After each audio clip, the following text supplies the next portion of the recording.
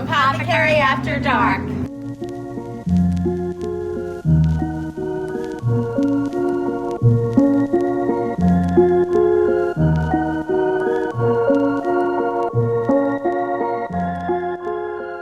Welcome to Apothecary After Dark. I'm Danielle. And I'm Dina. We're the co-owners of Amityville Apothecary. You ever wonder what happens when we shut off the lights and lock the doors of Amityville Apothecary? What we talk about when nobody's around? What we think about all things metaphysical and witchy? Well, stay tuned because we have some really fun topics for you. Hey guys, welcome in to another episode of Apothecary After Dark, where Danielle and I are going to talk about magic and the mundane. So, right, you're into the witchy, you're into the metaphysical, you're into the spiritual, but like that's all well, fine and good when you're in a shop like this and you're immersed in it all the time. But how do you bring spirituality and magical life into your day-to-day? Maybe you have kids, maybe you're going to school, you're in college, you're in high school, you have a 9 to 5. So here's some tips and tricks, the things that we do when we're not in this beautiful space, because real life is real. Yeah. So people walk in every day and they say, how can I start making this more of a regular practice? What do I do? How do I incorporate crystals? How do I incorporate oils or sprays? Or what do I have to do if I need to cleanse a space but I can't burn things? There's so many different practical applications, and we hope to be able to just offer some suggestions. But keep in mind, as we bring this stuff up, things will come naturally to you. And if it's entering your psyche, that's usually a good indicator that you should proceed with that and like try things out and see what feels most comfortable for you, because your intuition will guide you. And that's definitely the best practice. But, you know, as you see, I'm wearing lots of bracelets. I love to wear crystal bracelets. So She's like Wonder Woman over here. So one of the most popular products that people buy regularly are crystal bracelets, because crystals hold specific consistent vibrations. So by keeping the crystals on your body and close to your skin, it's a great way to benefit from the energy and look really cute. So it can match whatever colors you want, and they all have meanings and they all support you in different ways. So that's a very simple life hack just to Yeah, because a lot of people, especially when they start getting into crystals, because they're beautiful, they're shiny, they have rainbows, like who wouldn't want earth candy all over their house, right? But so many people are like, what do I do with it now that I have it?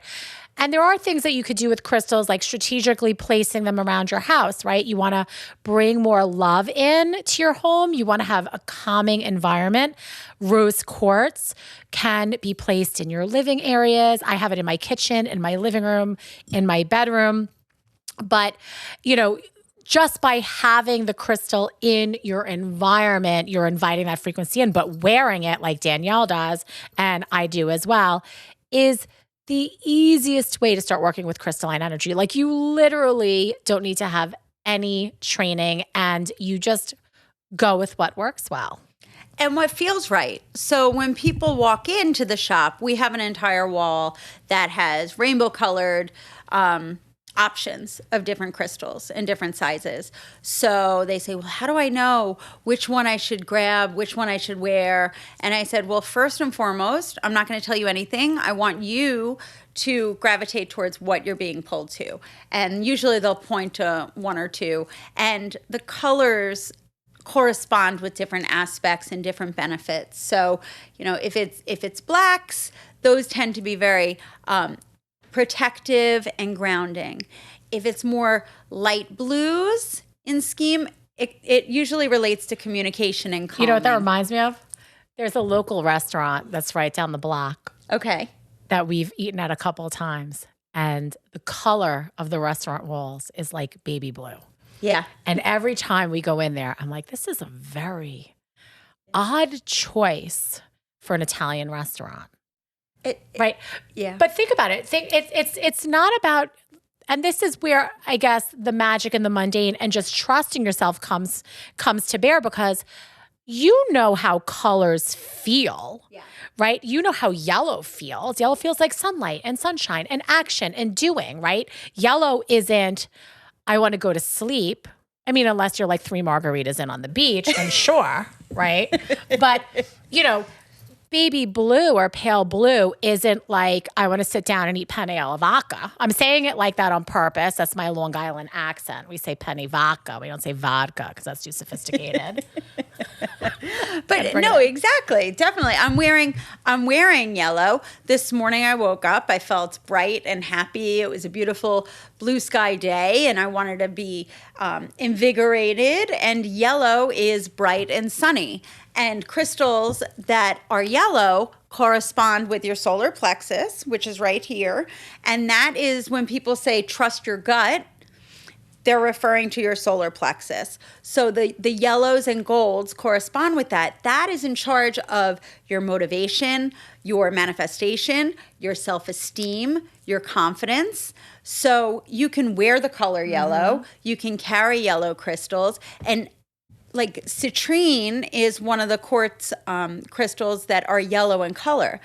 Citrine is derived from the same word as citron, which is lemon. So if you think about all of the properties of like bright, happy, sunshiny, invigorating. Citrus. Yeah. It's all connected. Yeah. It will help wake things up. So there's just very simple hacks that are organic to what we inherently know, but we tend to forget because we overthink things. So Well, I think sometimes too, when like you're like, I want to get into magic, I want to get into metaphysics, we forget that we have a whole knowledge base of experience and life experience, and that we can rely on. And that's really, if you want to call it witchy or again, metaphysical or magical, it's really about being in tune with our intuition, how we feel in our body, how we feel with other people, how we connect with the world and the place in which we live. So we have all this experience. We don't have to just hold on. What does the book say? Yeah, books are great. We have lots of them. We could help you. But like Danielle said, yellow. How does yellow feel to you? And I bet if we went into a room and there was 100 people, we would get a lot of the same answers of how yellow felt. And I'm sure most of it would not be like I want to relax. So it'd be like I want to take action. So like you're wearing your hot pink blazer today, which I love. This is my bitch getting shit done. That's her swagger suit. I love it. One of our employees. I know I just cussed, so I'm not gonna say what she said to me, but I walked in, she said, I love your pink blazer. It's very rhymes with runty. Whoa. That is lovely. That's a lovely observation. We definitely are a little bit bold. I wasn't like mad about it. No. Like, when you want to step like into your power, let's listen. How about magic in the mundane? Like Danielle said, she had a way of how she wanted to feel this morning. So the clothes that you chose this morning were based upon that feeling and really sort of like what we wanted to bring to this podcast right now, right tonight. Yes. So the same thing for me. I was like, what's like that thing that I have that I feel good in that's also me, right? Because I still want to be me, but I also want to feel good. Right. That's friggin' magic.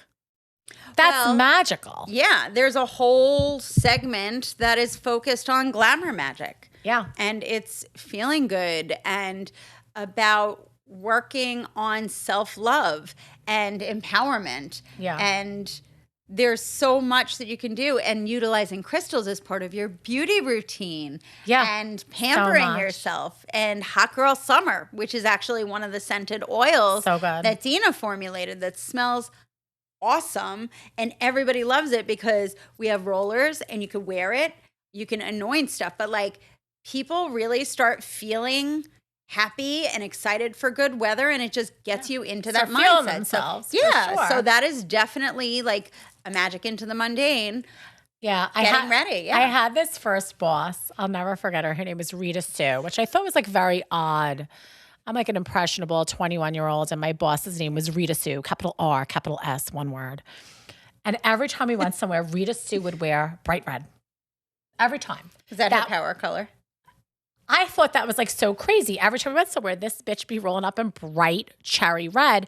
And she said, red is the most memorable color. So whenever I walk into a conference or into a business meeting, everybody will remember the lady in red. And again, that's magic, really, using these associations, we talk about magical correspondences. We have like dozens of books on magical correspondences. There are color correspondences, crystal correspondences, herbal correspondences. I mean, when you're going out, you want to like you're just talking about hot girl summer. You want to turn somebody's eye towards you. You're going to pick like a nice, sexy perfume.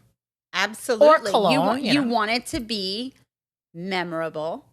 You're talking about Rita Sue all these years later. I mean, that stayed with you. I don't want to tell you how many We're years. not going to talk about that. We're not going to talk about The year how long was ago. 1997. But I mean, obviously, that worked. Mark was a minute old. That worked. But also, like, it puts you into a mood. When you have a scent... was he born yet? He was like a minute old. We're giving you, he's so annoyed. We're doing behind the scenes banter. He's like, that's not what a podcast is supposed to be. Talk about the magic. It's fine. We don't really stick to rules during our podcast or in our store or in anything we do. So that is just part of how we roll. That is it, guys. You're going to be... Listen, this podcast is all about the behind the scenes look of the things that we talk about when the lights are low and the door is locked, which it is right now. So that's what you're getting. Yeah. So you never really know what you're going to get. 1 minute we'll start talking about, magic in the mundane, and then it'll just meander into something else. So we'll try to stay on point, but really how it goes. That's our daily mode of operation. It's true. It's true. So I want to talk about something that Danielle does a lot, because Danielle has a library in her house that actually kind of mirrors this. It rivals the entire store. That's I think true. the store is in her home. And I know consulting I may have taken one of everything. Yes. But you know what? We deserve it. Because we work really hard. So, we want to take one of everything because we're doing the research for you guys, then that's fine. We don't have to apologize for that. Well, absolutely. And then when I cycle through things, then I gift it to somebody else. That's fine. Paying it forward. Some people have their own habits of hobbies and collections. So mine has always been books and tarot decks and angel decks and oracle decks and astrology stuff. And I have pendulums and runes too, and crystals, and I just love all of that. So that's my indulgence. So, but you want to talk about how somebody that maybe is just getting their first deck, like how they could work with, because you're really good at running a spread for pulling a spread for yourself, pulling a card a day. I don't do it as often as Danielle does. I probably should get back to that, but.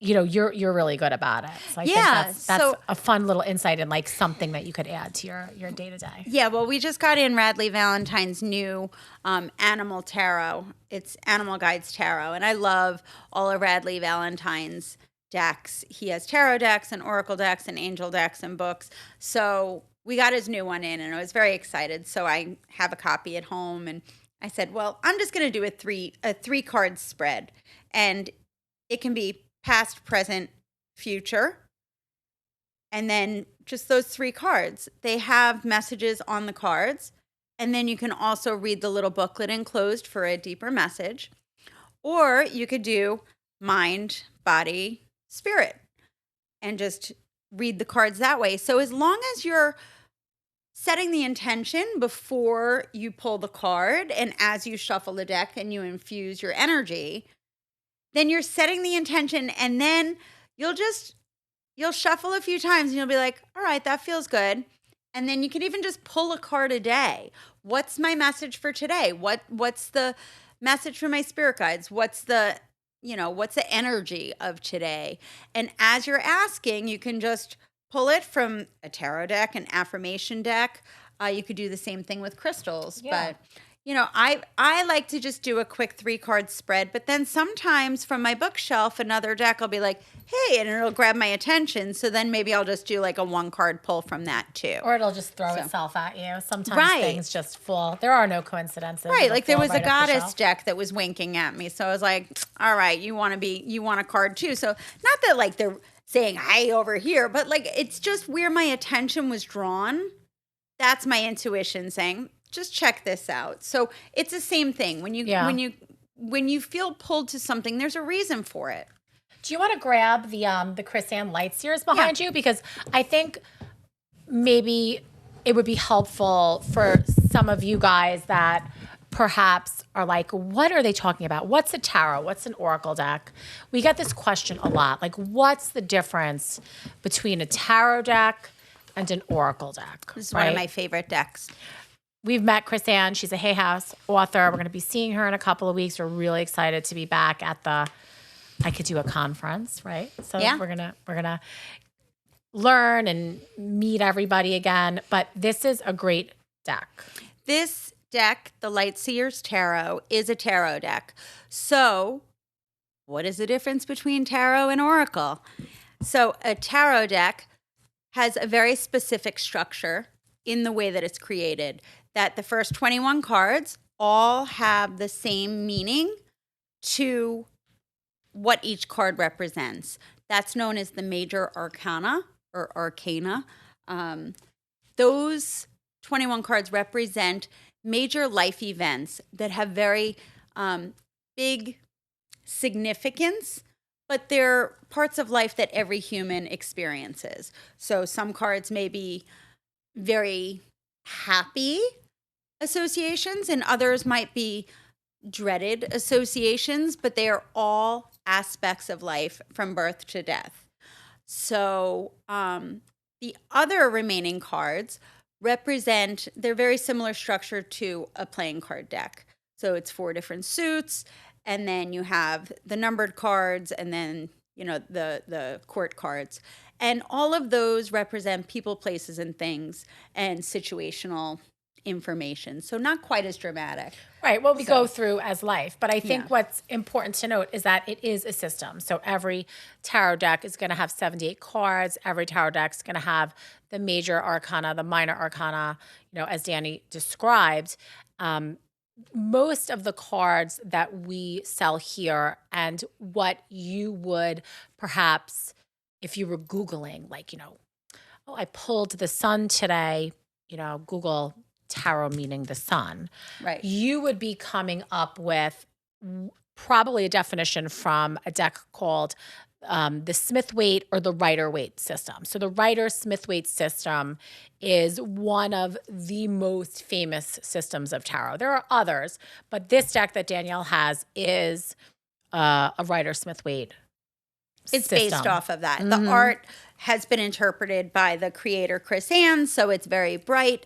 The imagery is extraordinarily intuitive, so it matches the meaning of the card. So even without having the book and reading the description or the keywords associated, your intuition can pretty much indicate like the tone and feel of the card. And that's part of trusting your intuition and developing a relationship with the deck and the meanings of the cards, because there's little subtleties within them too that you'll see. So like you might notice this is the Fool card, and this young woman is wearing yellow, which represents optimism.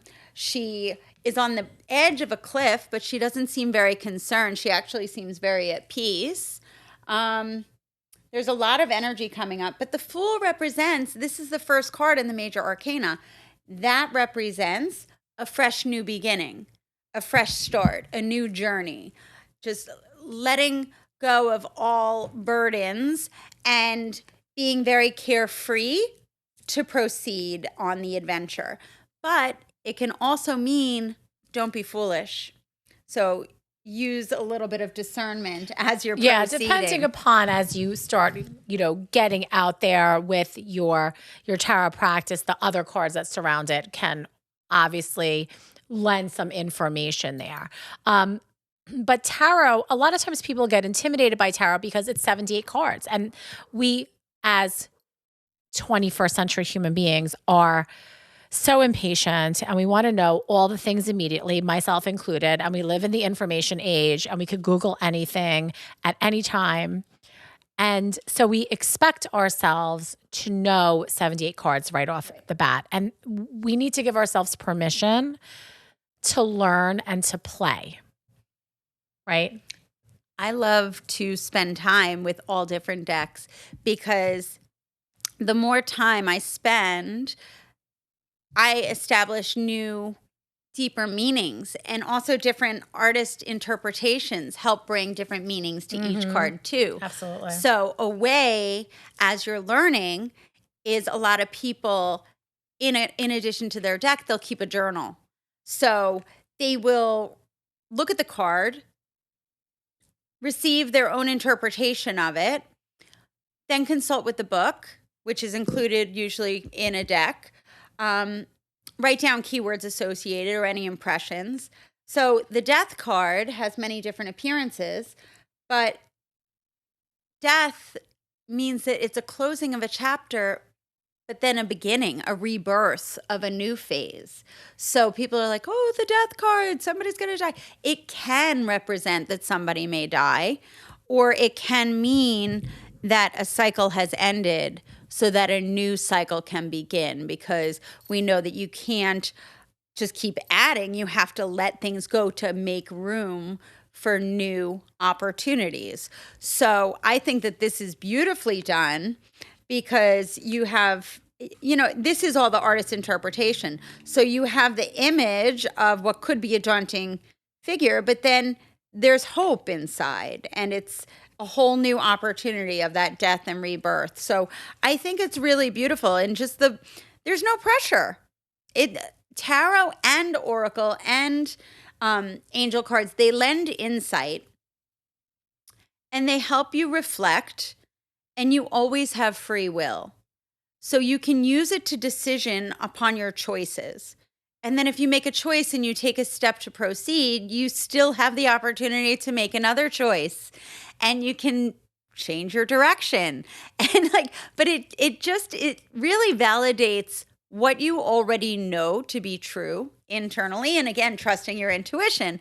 So it's a form of validation and divination, but it's not a scary thing if you just have the open-minded perspective to say, okay, what insight can I glean from this? And how can I use this to empower myself to proceed?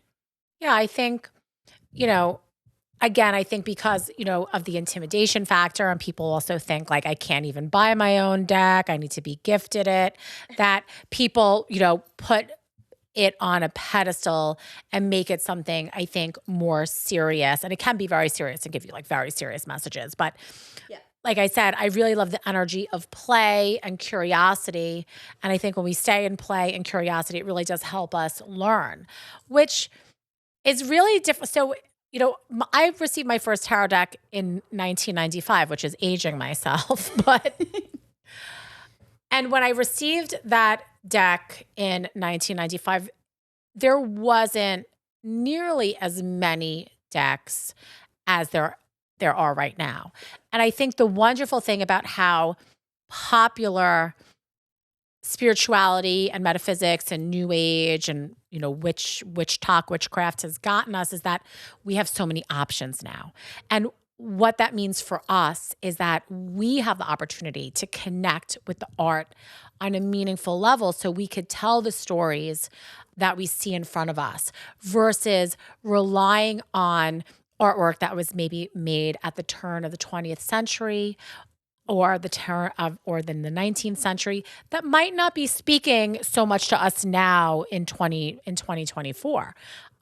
Right. So it's, and that's, what the cards that Danielle shared, the Fool and the Death card, even though they're so close in meaning to that original Smith-Waite system, they're very different than the original art that Pixie created. So I think one of the things that we always coach people when they're walking into the shop and they don't know what deck to turn to is to look at the artwork, which is why we have an open deck. So every single deck we sell, we have an open version. You saw me sort of rifling and grabbing 2 oracle decks down. So we could talk about that as well. But it's here for you to explore. And if you're not close to us or you need to shop somewhere local and shop small, ask them to open decks for you. Or Google it and see if you could find some images of people using the deck, because it's so important to see the art. Yeah, absolutely. And do what you like, because if you like it, if you like the art, if you like the content, like I love animals. So I have countless decks that relate to animals and cats, which I love. And I'm not even ashamed to say, like, I love it. It makes me happy. But I grab my deck and it makes me happy. If you like it, you're going to be more inclined to incorporate it as part of your daily routine. And then Oracle is not structured. Those decks tend to be at the inspiration of the creator. So there will be a specific theme. So the 2 that Dina has. Right. So I have and what's interesting, it's not only is it inspired by the creator, it's not a system in that there has to be a specific number of cards. So I have one here that's 45 cards. I have another one here that's 44 cards. There's others that are more or less. We have a Bob Ross oracle. But this one I love. It's by Stacey Williams Eng, Southern Botanic Oracle. She's a small creator. She's a small artist. She self-published these. So here's what's interesting. This is all about botanics. Flowers, plants, plant life. So for example, this is so pretty. Azalea. I was trying to get a plant that we all can understand, and most of us have azaleas, I hope. And she has for azalea, temperance and calm. So ghost pipe. These are cool. They don't beautiful. grow here, I don't think. But it says reliance and friendship. And she also has the Latin names on these, which is really cool. Angelica, she calls it archangel root. We call it Angelica. She has receptivity and female essence. So this is her channeling, her messages, her artwork. This isn't a system, and you can use these as you will. Sometimes with an oracle deck, you can use it for divination and get a reading. Sometimes you could pull a card a day, use it as a journal prompt, use it as a way of, what is my day going to reveal to me, or as a way to close out your day. What's the final message of the day? Or as a way of working with tarot and clarifying a tarot card, which is one of my favorite ways to use oracle cards. Yeah. To lay it over a tarot card. So I'm not sure what this tarot card means. What can this oracle deck tell me? And then pull a card and see how they can work together. So that's really interesting. Again, I think the beauty of 2024 and the 21st century is that there is literally an oracle deck, a tarot deck for every interest. Well, one thing I'm really excited about, and I'm looking over at this part of the shop, is we have a segment now that makes me very happy. It's all focused on children and teens. And I was doing this as a young child. I just naturally gravitated towards astrology and tarot and, spending time in nature, very like shamanic / pagan. Just it's just what came naturally to me.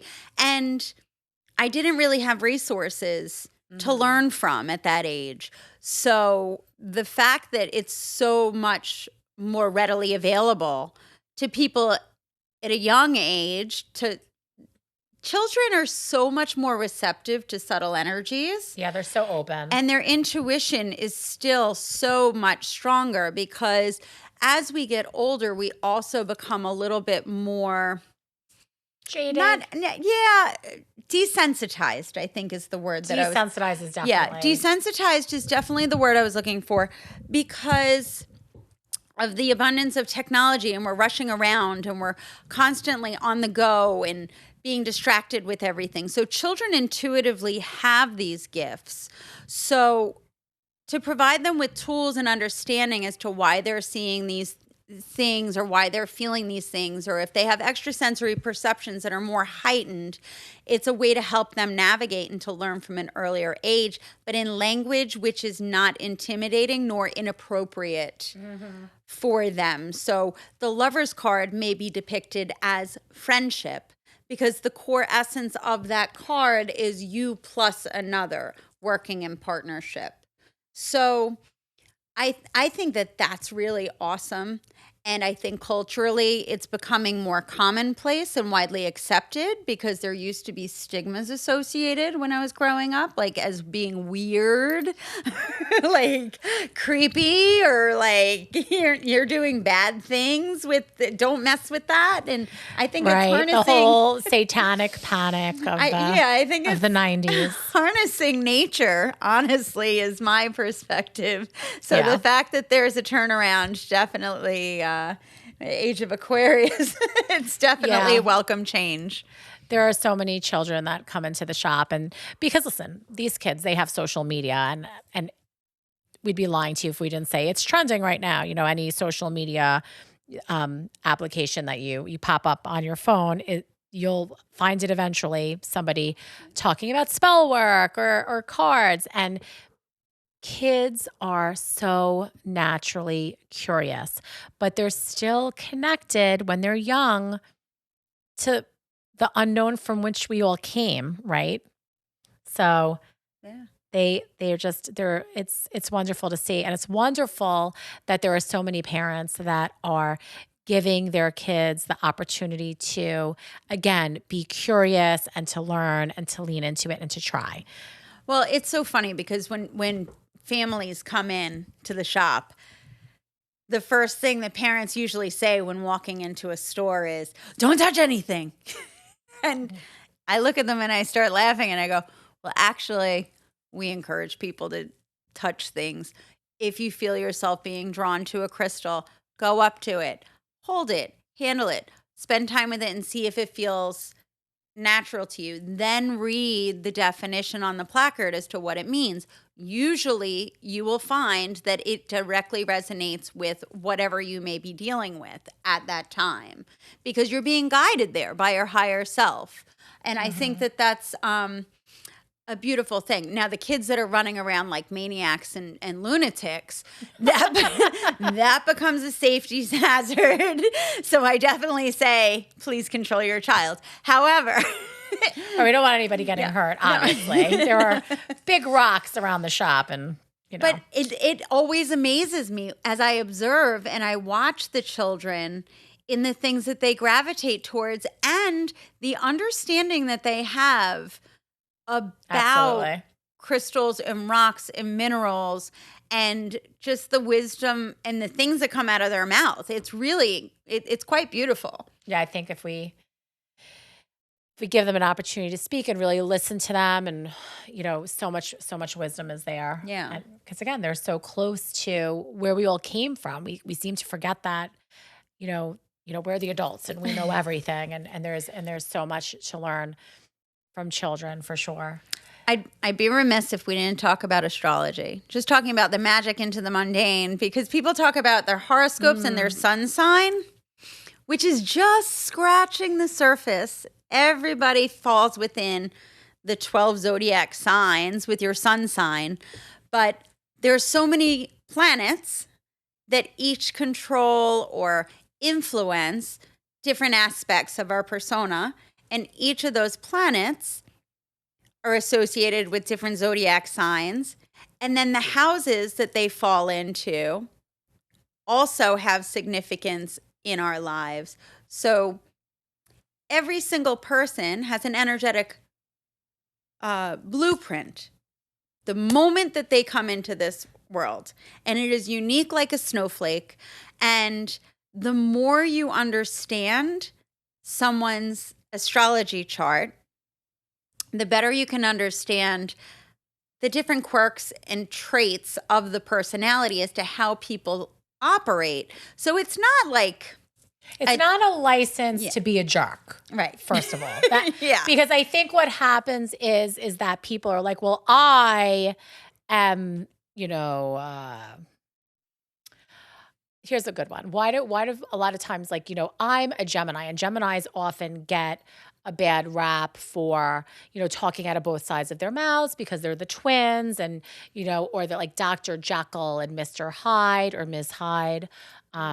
So what I like to say is it's informing you about yourself. It's informing you about perhaps the energy of others, and it's also giving us, as we sort of understand, right, the planetary movements, what the energetic weather is that we're all working within.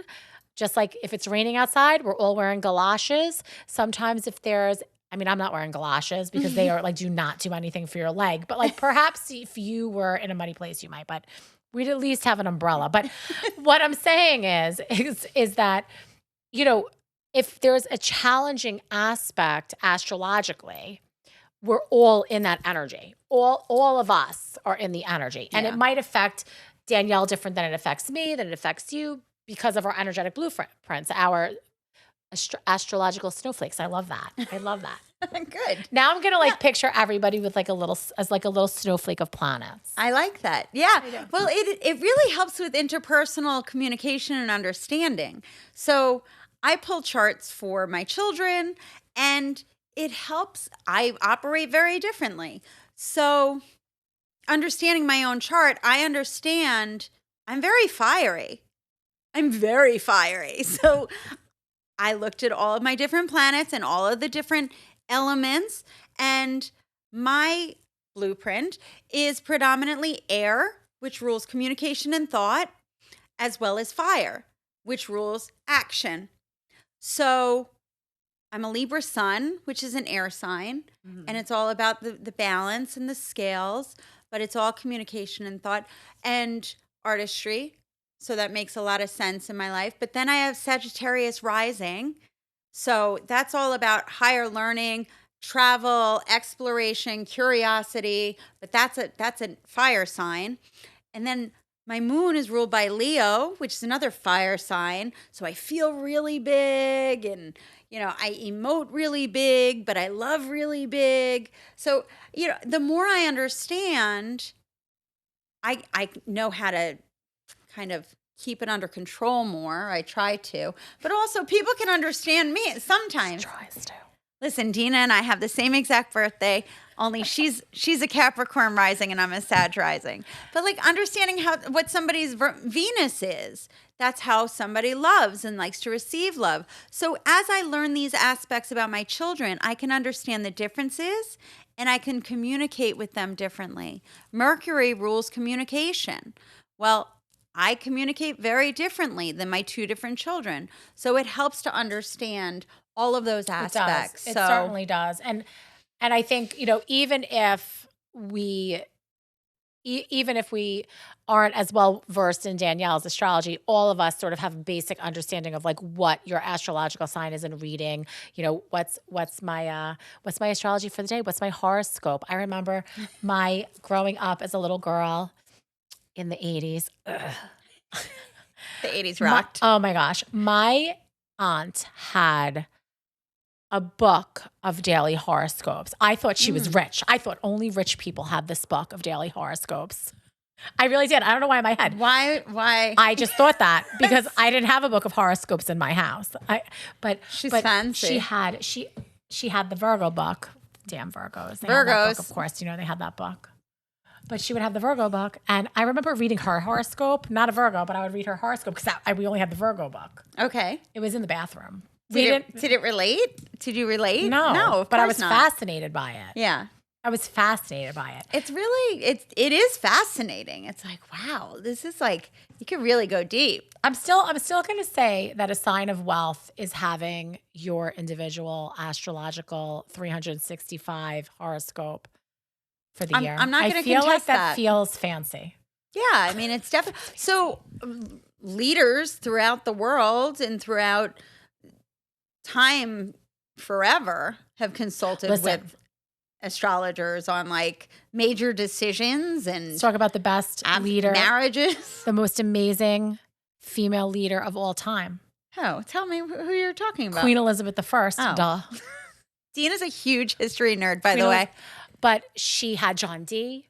His books are still being sold. He would he would divine, do divination, give her the astrology. So listen, if it worked for her to beat the Spanish Armada in 1588. Don't think they're not still doing that today. Oh, by the way, they totally are. They have on-call astrologers. Because actually our friend Colin is one of, well, I can't say who because that's their proprietary, but like one of the top U.S. political figures. He does direct astrology for that person. They look into it for sure. It's real. It's real. So listen, success leaves breadcrumbs. Success leaves breadcrumbs. And, with that, we meandered all over the place. We want to say thank you so much for tuning in to another episode of Apothecary After Dark. We want to hear from you guys. Do you have, topics that you're interested in? Do you have questions? Has a spell gone awry you need a little help with? Are there specific things that you want to hear from us about? Because we're willing to disclose. You just got to give us a little guidance, and then we'll help you out. But it's always fun. We have more to come, so be sure to subscribe and come back frequently, and we will see you soon. See ya. Thanks so much for listening to us today. We look forward to connecting with you again soon, so be sure to come back for the next episode. And make sure to follow us on social media. It's the fastest way you can get in touch with us at Amityville Apothecary, Instagram, Facebook, TikTok, and YouTube. And of course, subscribe to this podcast. We are eternally grateful for your support.